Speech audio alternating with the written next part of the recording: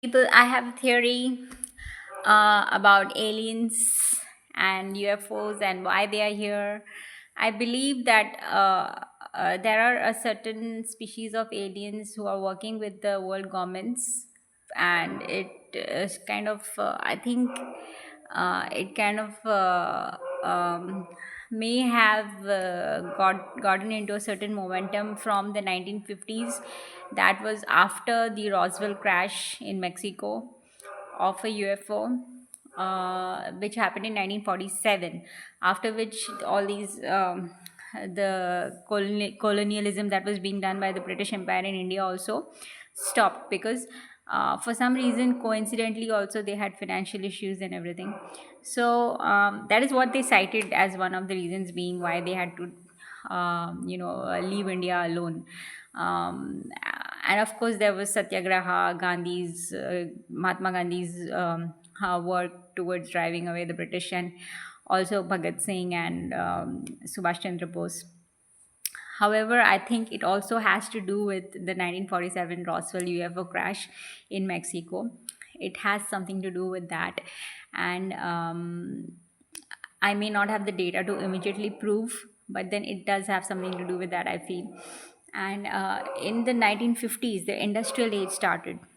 And since the industrial age, we are seeing a terrific boom in technology. Okay, like this, things are developing, and there are so many newer technologies coming up, and there is definitely some trigger or some initiation from a certain race which is not of human origin. Okay, and that is what I feel. And I think a lot of people may agree with it also, who are spread out in the groups of conspiracy theorists, and who have seen things, who have been researching things based on what they have seen, or they have just sensed. Now, I have personally seen UFOs. I have seen tic tac UFOs, which I have also said earlier in some of my videos. I have seen tic tac UFOs, the white ones, cylindrical white ones. I've seen them on different occasions. On one occasion, and yeah, they are at a much lower altitude than the altitude that we see for SpaceLink, for Elon Musk's Starlink satellites and ISS satellites, which have been there from a very long time, since the 1970s. Starlink satellites, of course, new, and they don't change speeds. These satellites don't change speeds, but the UFOs, the Tic Tac UFOs, the white cylindrical ones that I've seen, they change speeds. Okay, and they travel at a much lower altitude, and they'll suddenly speed up. They'll.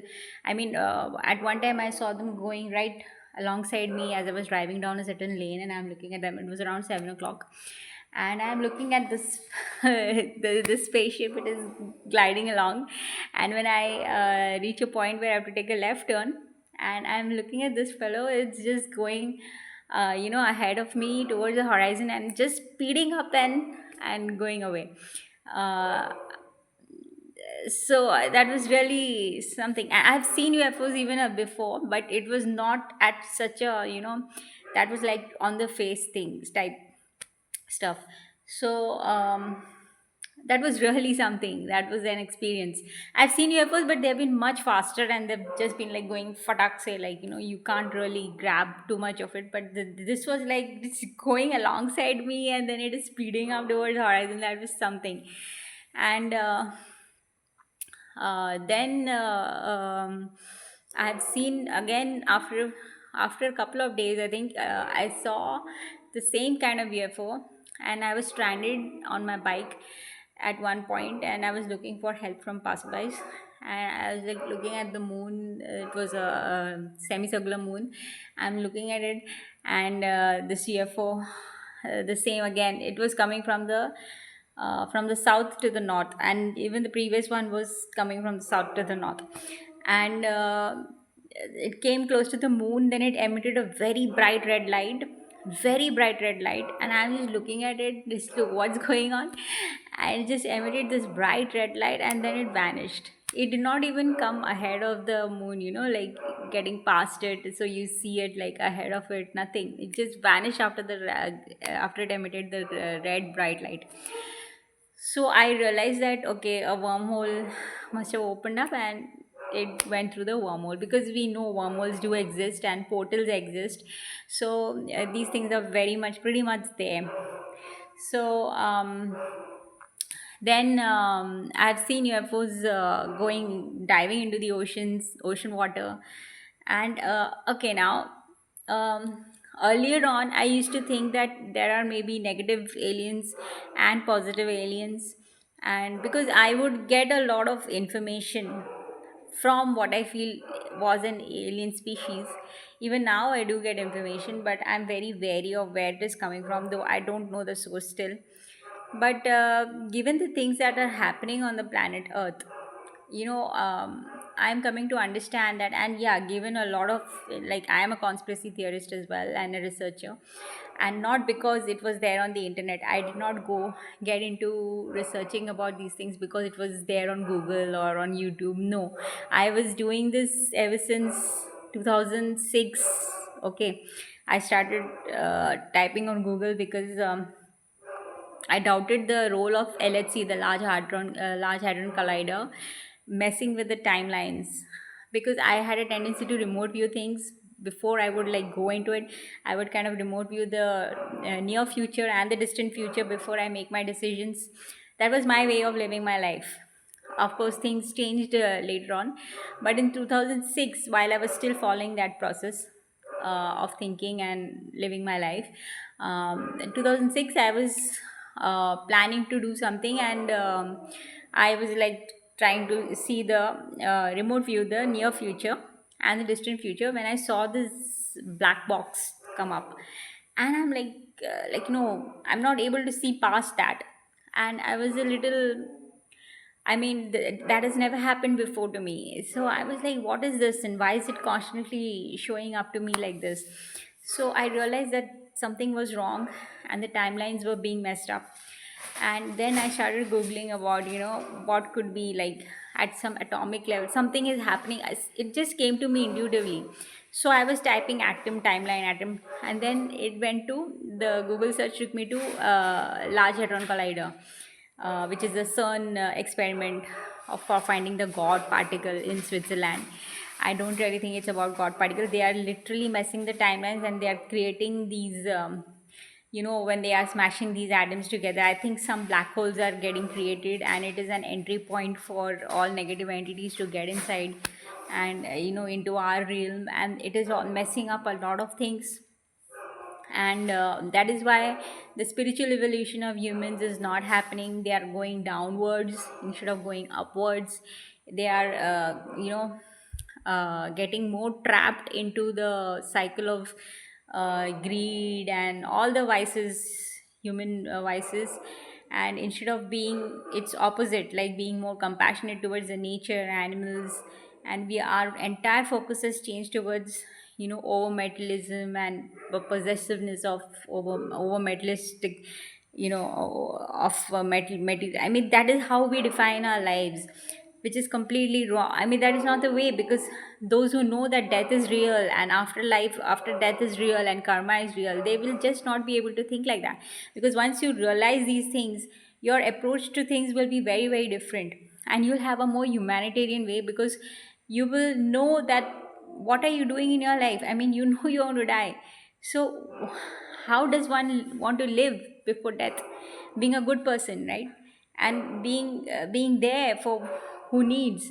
And at present in our on our planet, it's the animals who need the maximum help, because they are being exploited the maximum, because they don't speak our language, they have their own language, they communicate telepathically.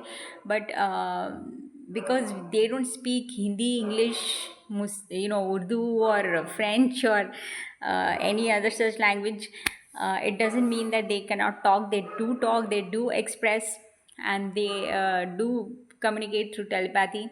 Only thing is that we cannot directly get, I mean, we have to be really used to them to know what they want or what they're thinking or what they're trying to tell us. But In general, people will think that, oh, they are mute beings, they don't know. They're not mute. They're pretty much they have speech, but they don't speak the language that I'm speaking right now, like the language that we humans are used to speaking with each other. We humans also do telepathy. Okay, we also do telepathy. We pretty much do telepathy. Some people know about it, some people don't know, and others who don't know may also somewhere they'll know that okay, they really do telepathy, but they are not really, because nobody's talking about it, so it's not a big deal. It may be something they're even used to, but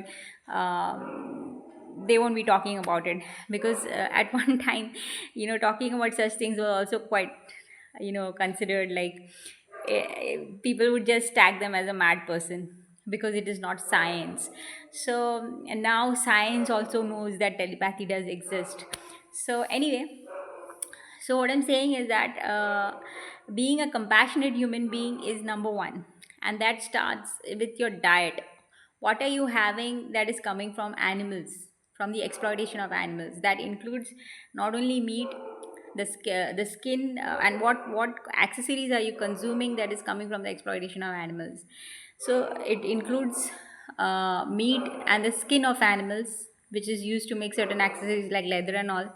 And it also includes dairy products, because it is coming from cattle or goats or whoever, whose milk belongs to their children, and their children are being starved to death. They're being left on the roads to die, or they're being sent to slaughterhouses. That is not done.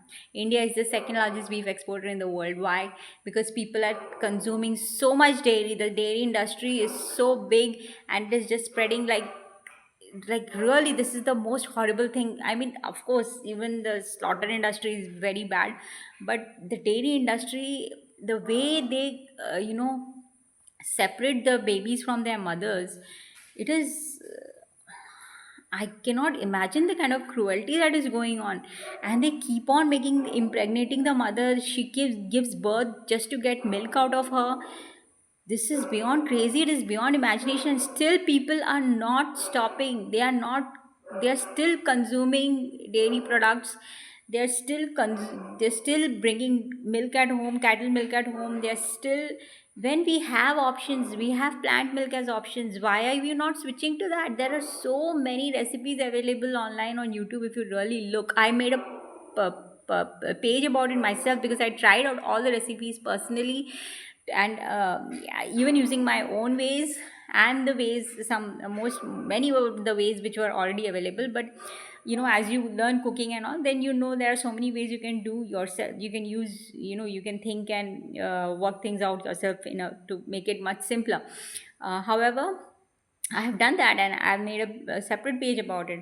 So the idea is that people need to switch to plant milk, and to stop the exploitation and cruelty on cattle, animals, and the kind of factory that is being run, and the industry that is being glorified, and the happy cow and shit. And no cow is happy after being separated from its child, okay, from their child, from her child. So that no cow is happy to give you the milk that was supposed to go to her child. Okay, that is all bull, complete bull. That is bull.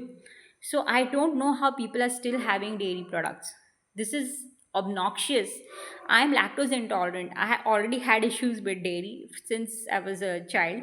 But yeah, I could still consume some products, like curd and all. I could still consume, though I would catch a chronic cold after that. And I could still have kulfi, though I could not have ice cream. I don't know. It's kind of produced in different ways.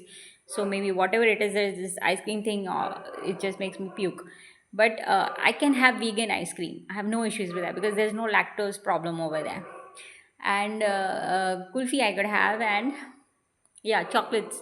But I stopped completely any product, biscuits and all. I stopped completely any product that has cattle milk in it. I completely stopped all that. this is such a high degree of cruelty, and in spite of so many alerts and awareness clubs on online and offline, people are not evolving. There's still very, the percentage of people turning into veganism and plant milk and sustaining it is very little. I myself had uterine fibroids, and I was told by the doctor, my fibroids was because of excess black coffee. That's a separate topic. It was not because of veganism. But I was told by my doctor that if you want to survive, you'll have to eat eggs. Okay, because I was low on protein and my blood HB level had dropped to a very horrible level. And I was told that if you want to survive, obviously I had blood transfusions, but later on, to sustain that, I was told that my diet should involve, should include important nutrients, which obviously I was not having because of living alone and all. Sometimes you tend to avoid, you tend to ignore your proper nutritious intake and all. So anyway, that beside the point. But I was told that I need to have eggs and all, but I was very strict about it. I said no, I'm vegan, I'm not going to have eggs. And I took to I started having vitamin supplements and supplements also there, but I did not I didn't go to visit, but I use it. I switched to lentils and pulses and all that, because earlier I was not really into it, because when you grow up having your mom around to do the cooking for you, you just don't know when you're alone, what are you going to do, unless you have someone else to cook for and all. That's when you're alone, you generally tend to avoid. So you stick with junk food and all.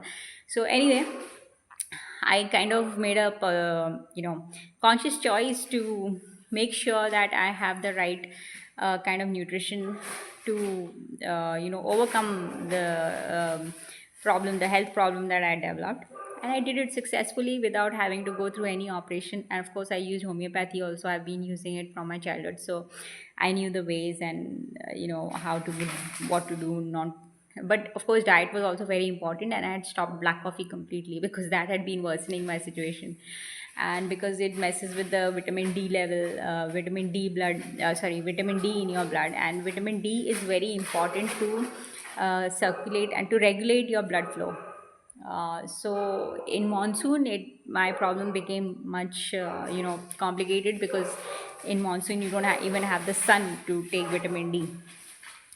Anyhow, uh, these are the things. Now, I was talking about the aliens and UFOs. I have a theory that, yeah, I used to earlier believe that aliens had, there are positive aliens and negative aliens. I still feel from inside that it cannot be that all of them are negative. But yes, there's definitely a species working with the world governments, and the Indian government is also very aware of it. I'm sure of that. um, I'm sure because I have my own certain ideas, so I'm not really projecting it on anybody. To be sure, you can do your own research, and I will eventually come up with, the points as to why I'm sure of it. And the kind of invasive species that is working with the government, I believe, is working on terraforming the whole planet into a completely different atmosphere, which is not oxygen based. Now, if you see what is happening in the world, everywhere all the old trees are being cut, the forests are being destroyed, the rivers, everything, the whole ecosystem that supports the current atmosphere, and which is causing rapid climate change. And climate change obviously will cause a lot of depopulation, along with these sudden lab leaks of viri and all of various virus and causing pandemics. So I think these are deliberate attempts to depopulate the planet, and they want to create a world where there are transhumans. Now, these transhumans are what?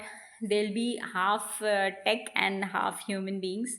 And if you see the AI data centers that are coming up everywhere, in spite of public resistance, that is also happening because the AI data center, the purpose of the AI data centers and super intelligence is to have a mass surveillance on human beings.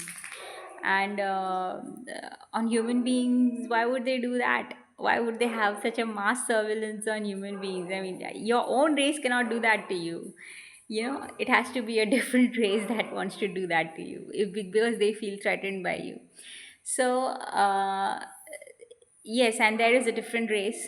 There is an invasive alien species that has been working from a long time. I believe from 1950, they have been working with the world governments to ensure that the planet is terraformed into a methane-based atmosphere. Because if you see the UFOs and where they are spotted near the oil fields, near the nuclear reactors, near old lakes, like one UFO was spotted in near Manipur Loktak Lake, and also near the airport. So these UFOs being spotted near places where methane emissions are very high, even near rice fields. So methane emissions, the rice fields also emit kind of, there is an emission of methane, and oil fields emit a lot of methane. So if you see the way the fuel, in spite of having clean energy sources, why are we using toxic fuels like petrol, diesel, which is putting more methane, carbon in the air? Why? And why are the world government so interested in destroying everything that will protect the ozone layer and that will protect the oxygen in the oxygen in the world? Why are they destroying the forests, the mangroves, the everything, all the current ecosystem? They are completely destroying the wildlife, everything. They're just destroying everything because they want to convert the current atmosphere and the current nature of the planet into a completely different thing, which is probably conducive to their existence, because they don't breathe in oxygen. Because I remember, there was a video by John Lear. John Lear was a pilot, very he was a he had been awarded also. I don't exactly remember what award, but he is well known. And he had said that aliens are a danger for humans.